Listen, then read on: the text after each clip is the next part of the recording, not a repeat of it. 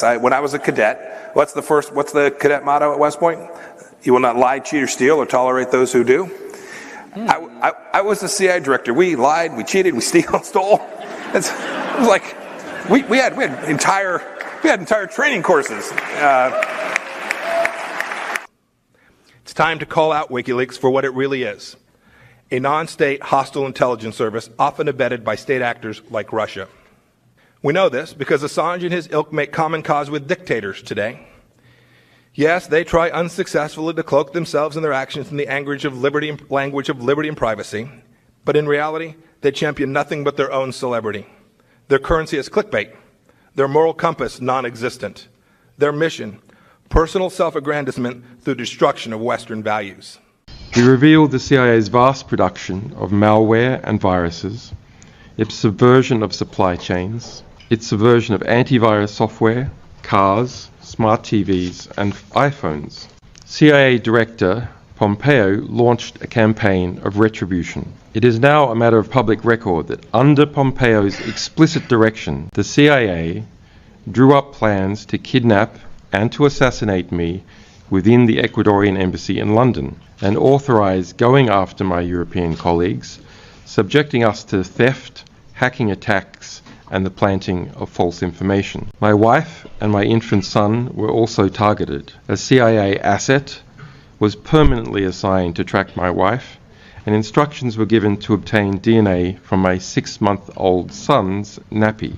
This is the testimony of more than 30 current and former US intelligence officials speaking to the US press, which has been additionally corroborated by records seized in a prosecution brought against some of the CIA agents involved. The CIA's targeting of myself, my family, and my associates through aggressive extrajudicial and extraterritorial means provides a rare insight into how powerful intelligence organizations engage in transnational repression. Such repressions are not unique. What is unique is that we know so much about this one due to numerous whistleblowers and to judicial investigations in Spain. In February this year, the alleged source of some of our CIA revelations, former CIA officer Joshua Schulte, was sentenced to 40 years in prison under conditions of extreme isolation. His windows are blacked out, and a white noise machine plays 24 hours a day over his door so that he cannot even shout through it. These conditions are more severe than those found in Guantanamo Bay. In Michael Pompeo's memoirs, which I read in my prison cell, the former CIA director bragged about how he pressured the US Attorney General to bring an extradition case against me in response to our publications about the CIA. Did you draw plans to have Julian Assange killed? No. Would have been illegal. There's reporting about that. There's lots of reporting, John. Boy, if you think that I did lots of things, I did a lot of things wrong, John, if you believe everything that's been reported. So where does stuff like that come from? It comes from Julian Assange, who's trying to save his tuchus. That's where it comes from. That's pretty straightforward. Don't buy the propaganda, John. We're smarter than that. So, hi, everyone. I really want to thank everyone for being here, especially Chase Oliver. It was great. I met him in person on Saturday after he had been at the North Carolina State Fair all day. And it was funny. I came and I sat down at the table and I said, hi, I told him what I was doing with candidates for Assange since January. And I said, I'm a very strong independent voter who usually votes green. And everybody at the table welcomed me. And I said, I want to have more conversations on these issues. And I think it's really important to point out that, with third or alternative parties, what we're doing here has never been about asking anyone to compromise their values or compromise what they stand for, but rather to find those things where we all agree, which is these very critical issues of our First and Fourth Amendment, freedom of speech, mass surveillance, censorship. And that's something I think all of us here agree on. So we've got a great group. We've got, I guess, basically 2.5 Greens and 3 Libertarians. So Matt, I'll toss it to you, let you go around and maybe you can introduce everyone. Yeah, absolutely. Thanks, Kelly. And just if people are not familiar with those clips, that last part where Mike Pompeo is saying it didn't happen, he's lying. We know he's lying because in another statement, Pompeo said that the people who leaked the information, which according to David Isikoff at Yahoo News, was over 30 sources at the CIA who confirmed this assassination plan. We know it's Pompeo confirmed this because he said those people should be arrested and put in prison for leaking the information. So he was trying to cover up there by lying to John Stossel. But anyway, I just want to make sure everyone is aware of that before we begin. But Chase, thank you for joining us. As Kelly said, we've done this. This is about our 30th one.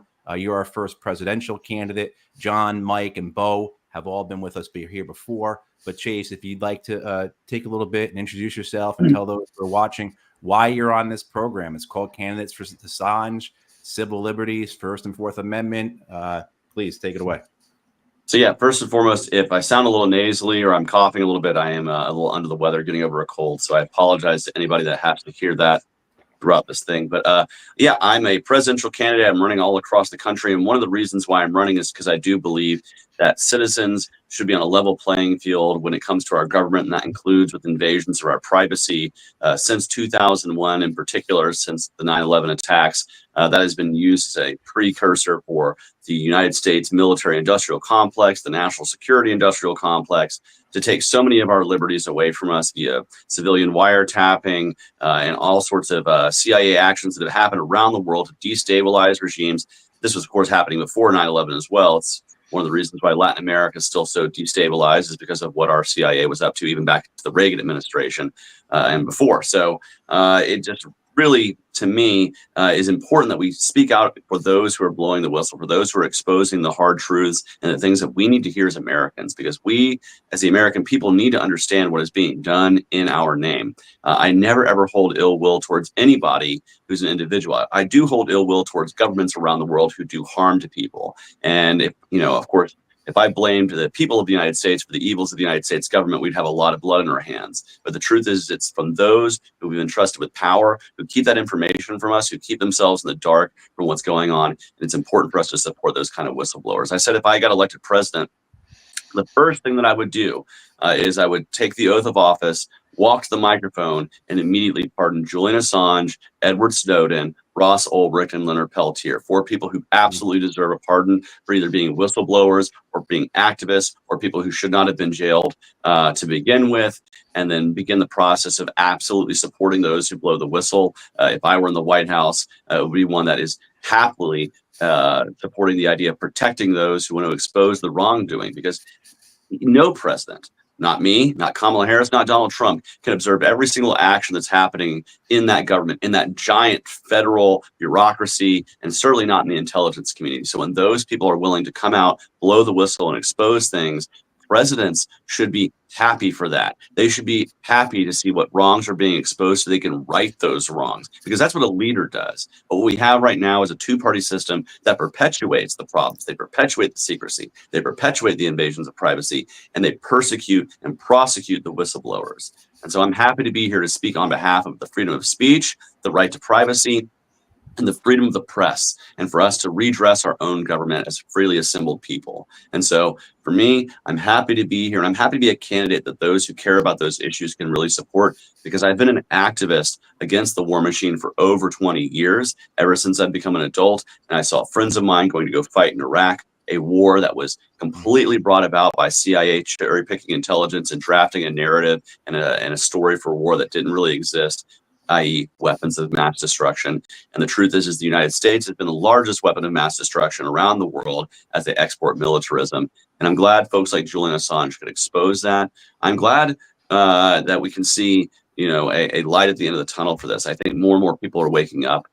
They want to see whistleblowers protected. They want to see people like Assange fully pardoned, and they want to see other whistleblowers freed. And I'm happy to support in that effort. And I will be doing that as a candidate for president. And in 6 days, when that is likely no longer the case, I will be doing that as a free citizen. Fantastic. Thanks, Chase. Let's just go around the room real quick. John, up in Pennsylvania, just a brief hello bit to the folks out there, and why you're back on with us. All right. Well, I am John Thomas. This is my second time on the show, and I am running for U.S. Senate here in Pennsylvania, really to spread the message of liberty. I want to find as many platforms that I can to spread that message.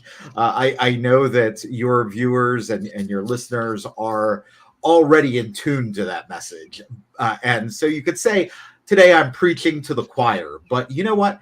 Sometimes the choir needs preached to. Like whenever I'm a church going man. Whenever they have the sermon, they don't say, "Choir, now you get up and leave." It's time for the preaching. No, they stay. So sometimes we all need to be preached to. We need to be reinforced with our views, and we need to know that we're not alone. We're not the oddballs out there. There are lots of us who believe in the First Amendment. There are lots of us who believe in the Fourth Amendment. There are lots of us that believe that truth rises to the top from open dialogue and freedom of speech. So I want us to all recognize that we're not alone. Maybe the corporate press kinds of paints us into a corner and makes people think that, oh, this guy's on the extreme, or oh, if you believe this, you're outside of the norm. No, this is America, and we believe in free speech, and you're not alone. We're here with you. Right. It's this idea that we're in this space together, and I know I'm not taking crazy pills, right? Because I'm here with you guys, and then in terms of that whole choir thing, what I've always heard said is you might be, you're preaching to the choir, but you're teaching them the lyrics to the hymn, right? And so there's a role in that, there's a purpose in that. But I'll go to my fellow Green and fellow New Jerseyan Bo. So Bo Forte, New Jersey's 5th district, running against the evil and powerful Josh Gottheimer. You guys have been gracious enough to have me on your show numerous times now, so you know my story. Was taken to court by him, frivolous charge, had the case dismissed with prejudice. Since being a candidate, found that fundraising is the most difficult thing. Media really shuts us out. I'm sure all of my fellow Libertarian candidates are feeling the same thing, including all the way up to the presidential candidate. Even just being honestly an insignificant candidate, or though I guess I'm not, because I've had publications here, local publications like the New Jersey Globe, go through my past employers and find some of my colleagues' contact numbers and call them to tell them I'm an anti-Semite. So, I'm just a regular guy doing this, trying to take down a very powerful politician. And, the more I come on your show and see your clips, I almost wish I didn't. You're scaring me a little bit. But I know these people are a lot smarter than me. But we got to do it. So that's why I'm here. All right. Thanks, Bo. Yeah, Bo, a lot of us have had legal issues on this. And I think a lot of people forget that the First Amendment includes the right to vote, the right to participate in the political process, right? The right to run as a candidate. And so, Mike, just to you quickly, because you're involved in that First Amendment issue down there in Texas. Yes, Mike Coles. I'm up here in the Panhandle and along the Red River in Texas. I've run 4 times previously for the United States House of Representatives, and this time I've been removed from the ballot by the Secretary of Texas because I didn't pay a onerous and basically insulting filing fee of $3,125 just to run for office. So that's part of my story. If you remember one thing about me, it's we the people, small government. Everything I say, everything I do, everything I will do if I get a chair in government is to filter the discussion through we the people and small government. That means returning to our Constitution, which limits government. We need to massively reform federal law. Most of it's legal plunder, and it needs to be eliminated. The massive federal debt is the cause of our inflation and needs to be stopped. And a day one priority is to declassify everything that the federal government does and keeps from the people, with the exception of troop movements and logistics during a formally declared war by Congress. So the federal government is much smaller. Federal government operating at $1 trillion a year or less would be a good start, and then we really start fine-tuning. So Mike Coles, North Texas. Thanks, Mike. And, Chase, if I could ask you, just in terms of your candidacy, your campaign, what type of First Amendment issues are you all having? Well, there's always concerns from the American public about things like online censorship, censorship of the media, these kinds of things. And of course, we've seen even Mike Zuckerberg of Meta, releasing information saying that he felt pressured by the FBI and by the federal government to basically put information down, particularly during the pandemic, that he felt or that the government felt was misinformation, and nobody should have to feel that kind of pressure. I support private firms' right to put out whatever information or not they want to. You have the right to do that as the property owner of that firm or that social media platform. But to see the government kind of invading and doing that, and then of course around the world, we're still seeing curbing of our privacy rights via those post 9/11 Patriot Act kind of programs involving wiretapping, and then which affects each and every citizen with a collection of metadata that's happening right now without our permission, without our consent, and is being done basically for the purposes of being able to crack down on those that you deem undesirable, or to curb the privacy rights of millions and millions of Americans. And then lastly, what we're seeing is, and particularly in the war in Gaza, we've seen hundreds of journalists killed in this process through the airstrikes and through other, violence, completely eradicating international norms when it comes to how we treat the press during a combat zone. And so even in active combat zones, we're seeing danger to the press for exposing what's going on in these active combat zones. And unless we demand a major change in our policies and a major change on the ground with regards to these folks that we're aiding militarily, and particularly the war in Gaza, we're not going to see these changes. And so these are the concerns that I've heard from many Americans as I've traveled across the country with regards to privacy rights, with regards to the First Amendment. And I did want to say, speaking on your ballot access, the fact that you had to pay those filing fees, one of the big parts of my platform is the Voter Bill of Rights, something that would expand us having more choices and more voices in our process. And part of that is trying to pass legislation in states across America that would cap the filing fees of any office to 1% of the yearly salary of that office and no more, which would drastically reduce you down from that $3,000 to quite a bit lower. And so that's something that we could do in state houses across the country to have more access for people, where you don't have to pay these burdensome ballot access requirements. It cost me over $6,000 to run for Congress in 2020. Wow. Kelly? Yeah, I was just going to say about the censorship too. Just this week we had, or I guess it was Friday, Consortium News was hacked. And Consortium News is more left, I guess, whatever that means now. But they have a lawsuit against the federal government and a company called NewsGuard. And what they found was that basically the government is using NewsGuard as a proxy, which is a violation of the First Amendment. So yeah, that's going on. And you said private companies can censor or whatever, but you've got situations where we had a candidate on that shared something with us, this Ad Fontes Media. And so we looked it up, and sure enough, they had Consortium News, a John Pilger article of all things, in this far, left category on the grid it said that it was classified as misinformation. I can find nothing in it that it's misinformation, and I've contacted them and they don't respond. So that is a very scary thing, I think, when you have the government using these companies that way. Absolutely. I can tell you a great story about what happened here in Atlanta. So we have the Stop Cop City movement in Atlanta, and many of the activists who are organizing to organize bail funds to help activists who get arrested get out of jail.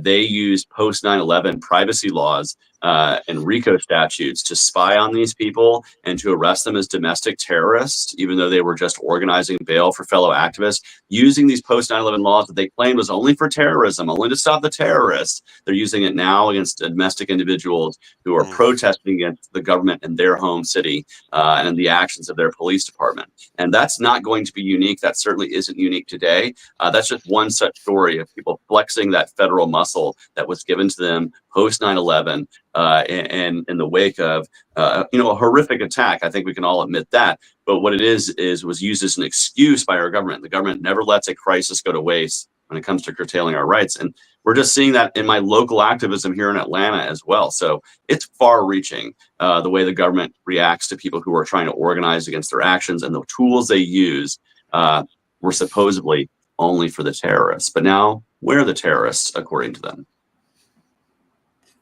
Right. Have any other you have had that or similar experiences where you are? Anyone? John or Mike or Bo? Yeah, I'm going to say, just as a third-party candidate, the ballot access restrictions, they don't want us speaking. They want to exclude us because we're fringe characters, we're strange thinkers. And I keep saying the best way to prove that is to let us speak and have people see that we're really bright, intelligent people that just have different ideas on how to govern. Right. And all of these issues too, I've watched several debates, including a Texas Senate debate, and almost all of them, they're talking about all of these other, issues that are divisive, and you never hear the kinds of things that we're talking about here. First Amendment, just basic freedom of speech rights, and they just sort of avoid that. I find it really interesting because I think there's just great effort to prevent something like this happening, right? Yeah, I don't think I've experienced anything quite like that. The issue, though, that Mike brought up about how they do like to silence any voice that's not part of the Republicans or Democrats, just to get into the debates for the U.S. Senate race here. I think it was $50,000 you had to raise by the middle of September, and be polling at 10% in the polls, which don't include you as an option. So it's like, really, it makes it literally impossible for you to get on the debate stage. And so many people, that's how they know the candidates is on the debate stage. And I'll tell you, I did live streams after the debate because I refused not to allow my voice to be heard. And the debate was not that impressive. I think they could have used some of the other candidates on there, not only myself, but also the Green Party candidate, the Constitutional Party candidate. It would have made it, even for the viewership of their audience, it would have just made it a more enjoyable experience. But it's a good reminder that the news media, you are not the customer of the news media, you are the product being sold. And if the people who are buying you as a product want you to be a programmed product, a product who they can rely on to trust the major corporations, to trust the war machine, then that's what they deliver. So that's what they're delivering to their buyers, are a product that they can depend on. Right, John. Yeah. And I'm glad you brought the money up, John. I can tell you, 2 years ago when I ran for Senate here in North Carolina, about a week or so before the election, a reporter from the biggest television station in North Carolina called me, and he ended up putting like one sentence in his story from me. And he says to me, honest to God, he says this, he says, "I'm sorry we didn't talk to you, but you weren't going to spend any money on this station, so why would we?" Right? In a very candid and honest moment. Yeah, I wasn't going to spend hundreds of thousands, or actually millions of dollars on their station. So yeah, that's the reality we're up against. It's this confluence. But ever since Ross Perot was on that debate stage in '92, no more, right? Bo, were you going to say something? Yeah, I was just going to throw out there that here in New Jersey, I'm actually pretty proud of us. We're a pretty democratic state, it appears, because it was very easy to get on the ballot here. It just required 100 signatures. So we got, we surpassed that because Democrats and Republicans like to, throw lawsuits around and challenge, but they didn't this year. There are grumblings that they're going to increase that 10 times maybe for the next election. They're not happy that the Green Party has 13 candidates running in every district. Libertarians have a ton of candidates. And I personally know the gentleman who's going to run for governor next year with the Green Party. And he's told me that he was already informed that in order for him to get on the debate stage, he needs to bank at least, I think it was $580,000. I mean, not chump change. So, they do the best they can to keep us away. It's unfortunate. Absolutely. I'd like to ask Chase, what would you do about the Espionage Act? So I've heard people say, let's just repeal it completely, or do we just need to reform it where it has a public interest defense in it? Because right now, that was one of the shocking things I learned while learning about the Assange case and about, Daniel Hale. There was no like, hey, I'm releasing this in the public interest. So what would you do with that? Well, absolutely. As a true transparency guy, I would ultimately like to fully repeal it if I could. I think it's much more likely that you could pass reforms to it that would strengthen it and strengthen the civil liberties protections of it. I think that's what you're more likely going to get through 2 houses of Congress and onto a president's desk. So I think that's probably the better first step to take. But of course, if we had a libertarian president, they could go from the bully pulpit for outright elimination and see what you could do there. And under the conditions we have right now, I think the best path is to take to strengthen the protections that exist there, so we can protect civil liberties. And, mentioning the debate stage, I did get to debate Senator Warnock one-on-one when I ran for U.S. Senate. I was really blessed. The Atlanta Press Club says, if you're on the ballot, you're on the debate stage, and the Republicans decided not to show up to that debate. But they do try to divide us and keep us off the debate stage as much as possible.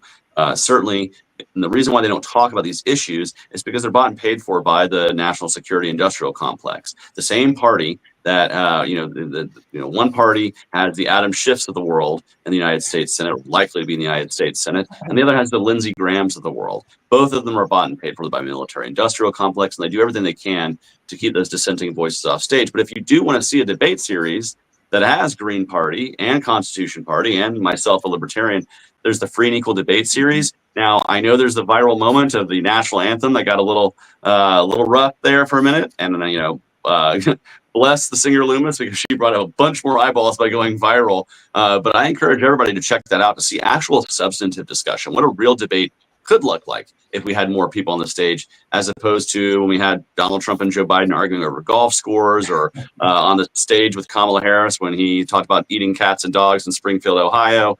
We could actually talk about the real substantive issues, namely national security issues, privacy issues, and issues related to whistleblowers that we're talking about here today. So the Espionage Act, I would actually love to eliminate it as a libertarian who wants to eliminate most all government programs and most all government protections. But absent that ideal, I think we can all work together towards at least strengthening the protections for those who are blowing the whistle and civil liberties protections there. And I guess when we talk about, I want to get back a bit to the censorship thing, particularly with the tech companies. And I think particularly for people who are not familiar with the Libertarian Party, Chase, what's your take on the responsibility, the role, the obligation, what have you, that supposedly these tech companies have to censor their platforms? Yeah, well, the truth is that they shouldn't have to be beholden to the government at all for any of that, which they, right now, the powers that be claim that they have some sort of beholden responsibility to only pass the, government approved information and to censor other things. They really have no interest in doing that at all. They really shouldn't at all. They should be fully free to put whatever information they want on their platforms. Now, the reason why they may censor as a private individual is because they're beholden to their advertisers. They might say, hey, we don't want horrible stuff being put on our platform because McDonald's doesn't want to advertise their Big Mac next to bigotry or some other repugnant kind of thing. And that's their right to do as a platform. But what they don't need is Uncle Sam coming in and saying, this information should be allowed to be tweeted out. This information should be restricted. That's complete BS. And for me, that's complete violation of the spirit of what our country was founded on, the spirit of the free, the free exchange of information that makes us really a stronger nation. That's the tools of totalitarian regimes. That's something that you would see out of China or North Korea or Iran. And we don't need to be seeing ourselves sliding in that direction. In fact, we need to be a beacon for the world of free information, a beacon of the world for freedom, to inspire those other nations to rise up against their regimes and say, we want more freedom of information. We want more transparency. We want more freedom of speech. And that's the path we need to be taking as a country. But sadly, it seems like we're sliding further and further into authoritarianism. And whether it's Kamala Harris and Joe Biden wanting to limit information on, social media platforms, or even Donald Trump, who's so angry at 60 Minutes that he wants to revoke their broadcasting license because he doesn't like the way they report things. Both of that is ludicrous authoritarianism. And it's one of the reasons why I'm happy to run for president and give at least some voters a sane choice in the election that cares about their civil liberties, cares about their freedom. But it's a whole mess when it comes to social media platforms that they shouldn't have to be dealing with when it comes to Uncle Sam. Right. Yeah. So Yeah. I And wonder. could I add something there about the social media Absolutely. platforms? Absolutely. I think that the social media platforms are really begging the government to moderate them at this point, because b- platforms like Twitter and Facebook, they started from very small companies and were able to build a market. If they get tons of regulations passed that make it harder for any new company to build an audience, they're going to ensure that they stay the major players. So it's they're begging the federal government, please regulate us so you can make sure that we don't have any competition. And so you would think that a lot of times these big companies wouldn't want the regulations, but Facebook, and I'm not so sure under Elon Musk, but last time they had hearings, I just haven't followed it. I wouldn't be surprised if Elon Musk I'm is sure they want it to, and that's the same Yeah. reason they want to get rid of TikTok. They want to regulate TikTok out of the marketplace, right? TikTok, they want to force it to be purchased and maybe get it out of the marketplace completely, because they want to limit competition. They're in the driver's seat. They don't want anybody else to take their spot. Or they force want Americans Steve to buy Mnuchin TikTok, right? Who do you think it'll be? It'll be Mark Zuckerberg. It'll be Elon Musk. It'll be the other social media platforms gobbling it up. And so, that's one of the reasons why I oppose that kind of legislation. Well, they were also discussing Steve Mnuchin purchasing it because he's much more trustworthy than the Chinese government. Say, Chase, we're talking about the Communications Decency Act that basically created social media.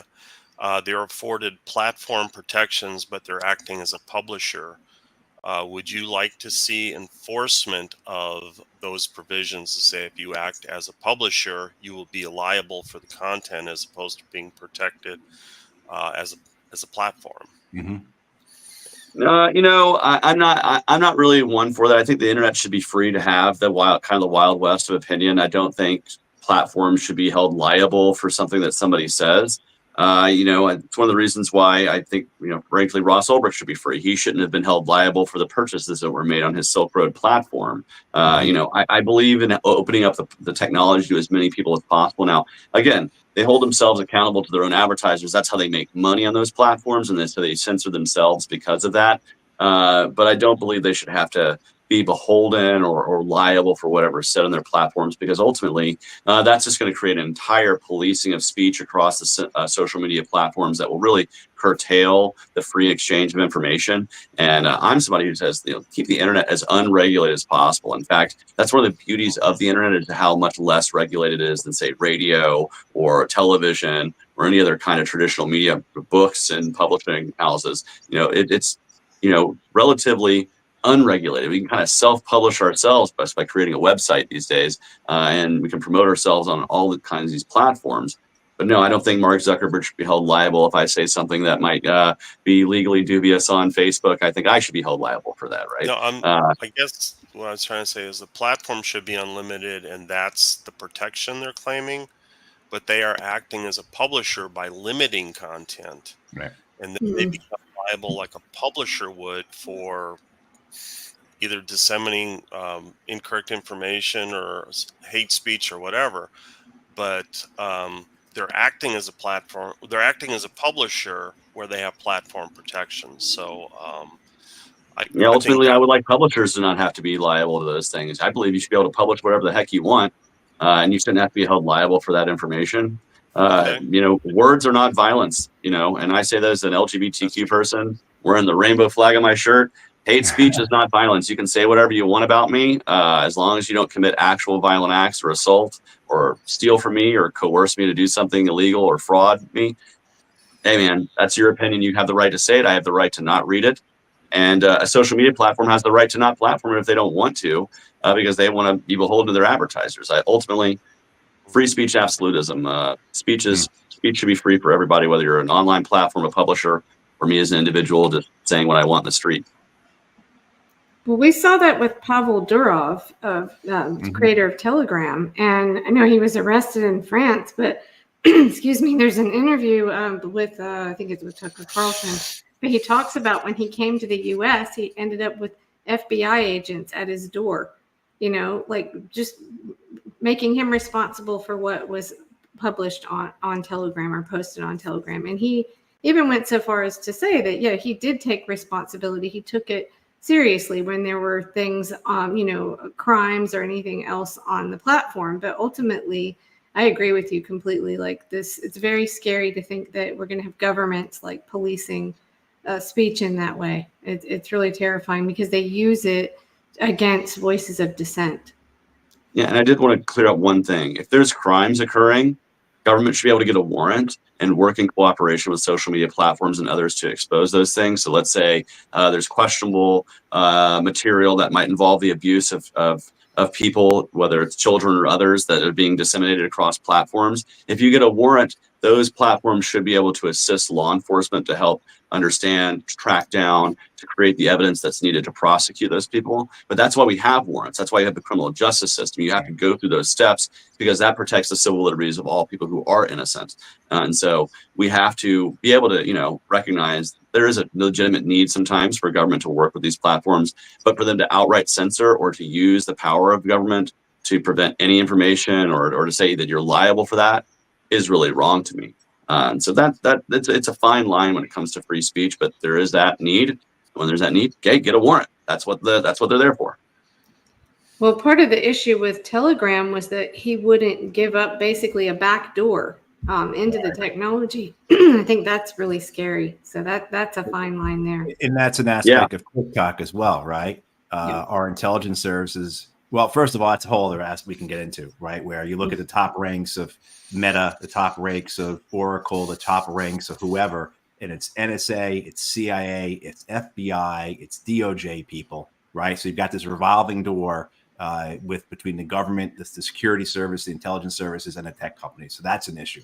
But one of the things with the TikTok, besides the fact, as you were pointing out, Chase, Americans aren't making money off of this, so let's force them to sell to the Americans. Is that we can't get the American intelligence services can't get into TikTok the way they can with Facebook, Instagram, Twitter, what have you. And yeah, I mean, it's so apparent.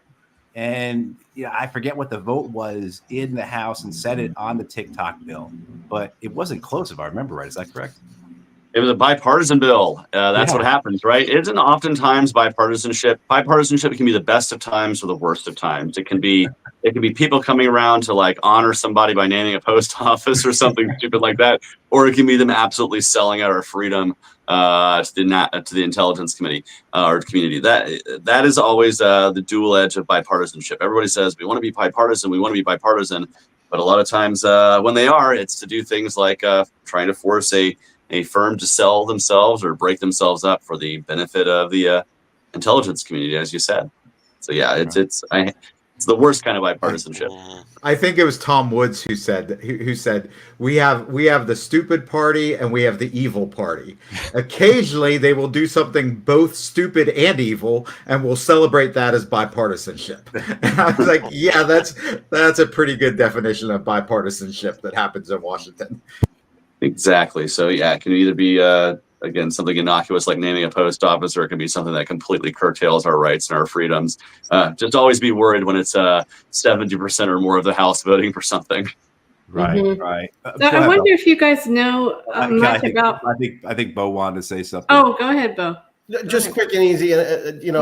Well, not really off topic, but the one thing I want to say is, my opponent Josh Gottheimer was really key in trying to get the TikTok ban going, and he got a lot of support, like Mr. Oliver was saying, bipartisan support. If you look at the people that voted for the TikTok ban, they pretty much go in hand with the same people either side of the aisle that take the most bribe money from AIPAC. And the reason was because they could not control the messaging on the Gaza situation. That's why that became such a big deal as quickly as it did. So I just wanted to throw that out there that, our politicians can be bribed by certain entities to also, vote to stifle free speech and free expression. Right. And of course it is money, but it's also, like you said, trying to control that. And I've got this really quick clip.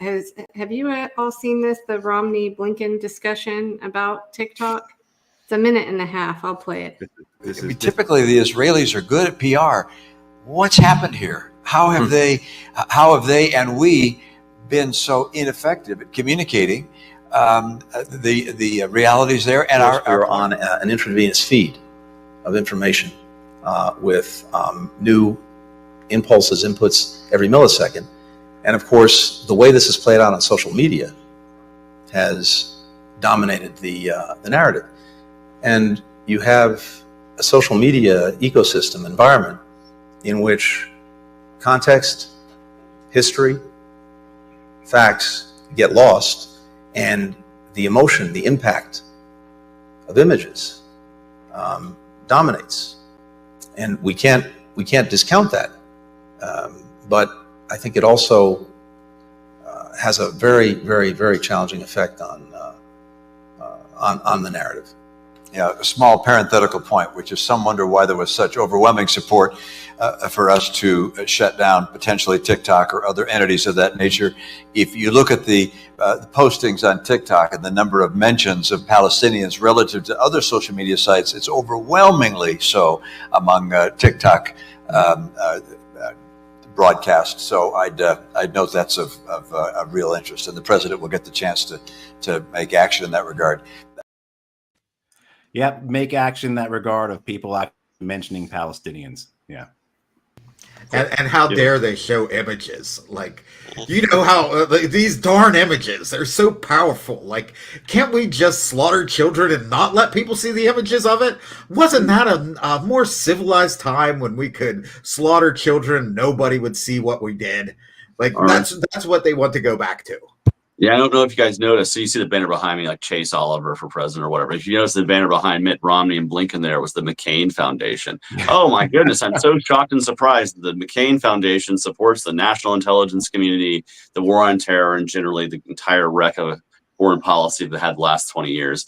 I think if you're speaking in front of that banner, you can pretty much be trusted to not have the right idea in foreign policy. And if you need an example of that, just see the United States and how much blood and treasure and time and we've taken fighting these wars on terror. And, hey, guess what? The Middle East is totally stable now. Democracy completely exported itself there. We're greeted as liberators everywhere we go, all that good stuff. So to me, it's just highly ironic that Mitt Romney and Blinken are saying that from the McCain Foundation banner, as if that should make them more trusted on the subject of war and misinformation.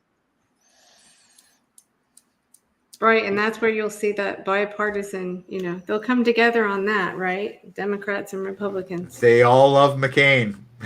They all love McCain, no matter which side you're on. They all love McCain. Well, we have Dick Cheney endorsing Harris. I mean, it's like upside down world, right? Yeah, but we also have Lindsey Graham endorsing Donald Trump. I mean, there are former McCain butt kissers on both sides of the aisle here. There are war on terror neocons in both parties, unfortunately. That's one more reason to vote for the Libertarian candidate for president, I think. Right. Yes. I wonder if any of you have had a chance to look at the Press Act. So let's see. Let me pull it up here. If you don't know all about it, let's see. It's really, I think Ron Wyden has been part of that. Let's see. So it's passed the House, I believe, twice, and now it's in the Senate. And it's basically, it is called Press Act, Protect Reporters from Exploitative State Spying Act, HR 4250. And I guess, there is or should be a lot of pressure for this to be passed by the end of the year. But let's see, let me share on this page here instead. I believe it's Wyden, and believe it or not, Schumer, I believe, was for it as well. But it has Would Joe Biden sign it? That's the question. And if not, will either one of his likely replacements sign it? I don't know. That's the hard part. And of course, the Senate, they're like the cooling saucer of the legislature. All the heat happens in the House, and the Senate cools it all down and filibusters it, and takes forever to get anything passed. So I would absolutely love to see that pass, and good on them both. I hate to say good on Chuck Schumer for anything, but good on him for trying to pass some sort of protection. But as you see, I imagine that one's going to have bipartisan opposition. So again, it'll be a bipartisan thing in nature, just in the wrong direction. Hey, I do want to let you guys know I do have to get out of here in just a minute. Unfortunately, I am a little pressed for time because I have to jump on to my final volunteer action hour of my campaign. Say thank you to a lot of volunteers, but it's been a great conversation with y'all. And I look forward to seeing some of y'all on the campaign trail and maybe meeting some of y'all in person. And Mike, you know, I'm going to be in Dallas, Texas. I know you can come down from the Panhandle if you want to make the drive on election. I'll be in Dallas, so come see me if you can. But everybody else, I did want to say thank you very much for giving me a little bit of time to speak.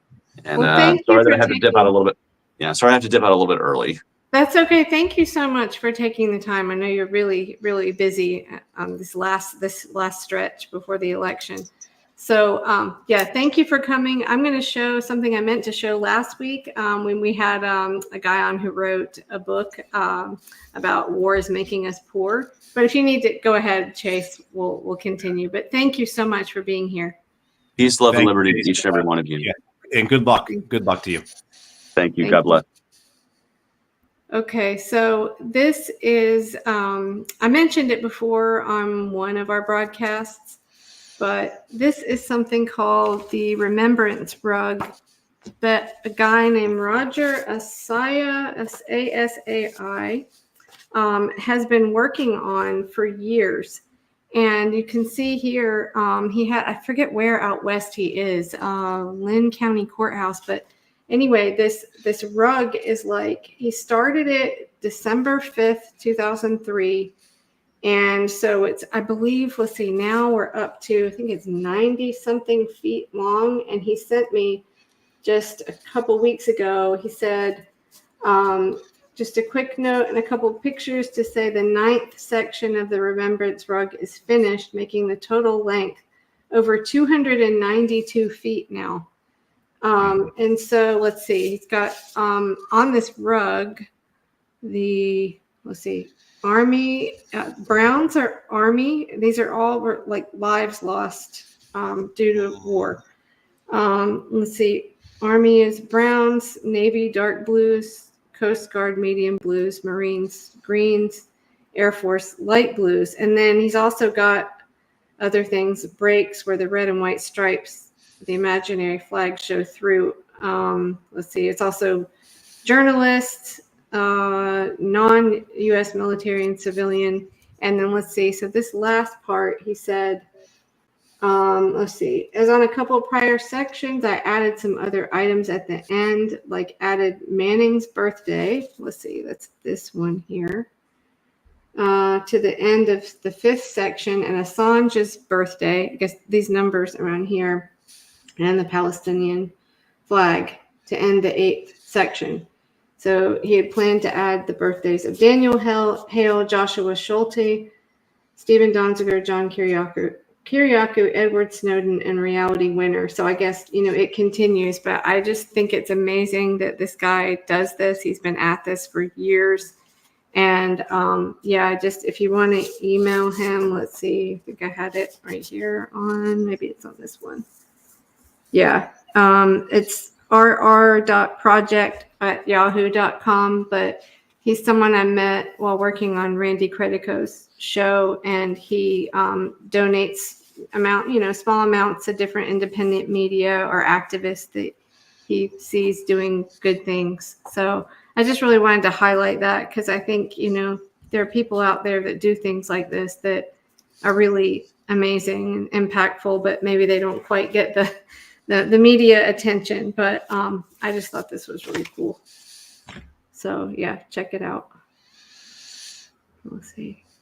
So yeah, anything else you guys want to? We've got 10 minutes here. I'm just glad Chase had the time to join us. That was really great. I did want to ask a question about the Press Act. If we have the First Amendment, do we need a Press Act? Shouldn't we go back to the First Amendment and say, it's the way it is, it's constitutional, and you need 3/4 of the states to change it? That's a good question. I don't know.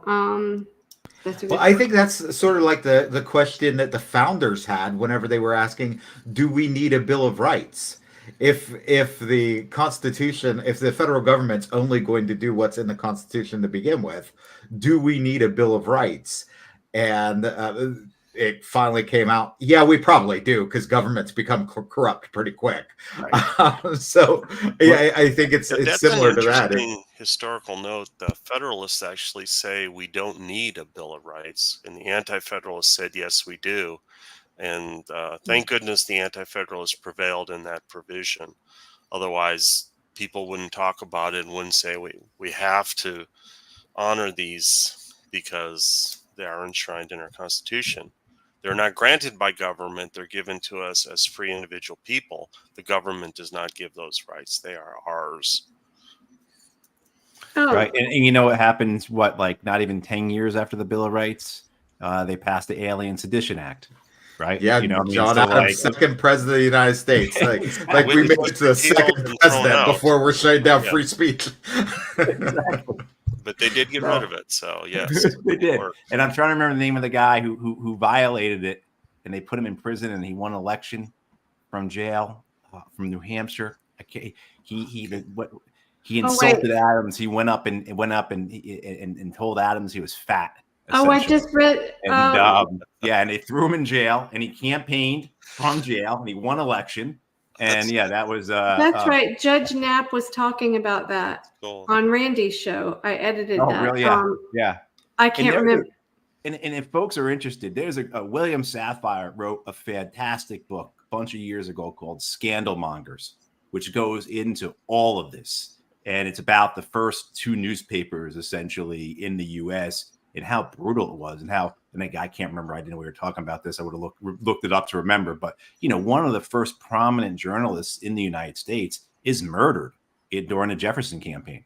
They drown him in a river, Right. The people. Yeah. I mean, wonderful book. Election of 1800, right? Between Jefferson and Adams. I think it may have been after that. I think it might have been after that. But I mean, it was, right away, just to the point, we were getting at, right away. Yeah, the government just basically craps all over the Bill of Rights right away. I mean, yeah. But then they did get rid of the Alien Sedition Act. We did have relatively free speech throughout most of the 19th century. It was brought back again during World War I because that's what war does. It always suppresses people's rights. But the fact that what you were saying about how brutal the press was back then, and we survived. So a lot of people are saying, like, look how nasty social media gets. We need to regulate social media because look how nasty it gets. You know what? It was nasty beforehand. Like, it was nasty before any of us were born, and we survived. And free speech can survive that. We don't need the nanny state to come in and protect us from nastiness on social media. Great point, we've been through it before. Right. So we had some questions in here I didn't see when Chase was here, but I think he answered this one. He did answer. That was one of the four people he said he would pardon on day one. Yeah. So yeah, I think we really. I talked to someone, Halo, who worked a lot on the Assange campaign and got a lot of postcards out for. Getting Congress to sign the House Resolution 934. So I think we may try to do something with this Press Act. I don't know what happens if they don't pass it exactly. I guess it kicks to next year. I don't know. We'll see. But it's definitely something to pay attention to. And also a great question. Like, yeah, should we even need that? I don't know. We got the First Amendment. Well, supposedly, right? It's still in effect. Hasn't been amended by the amendment process, so they say. Yeah.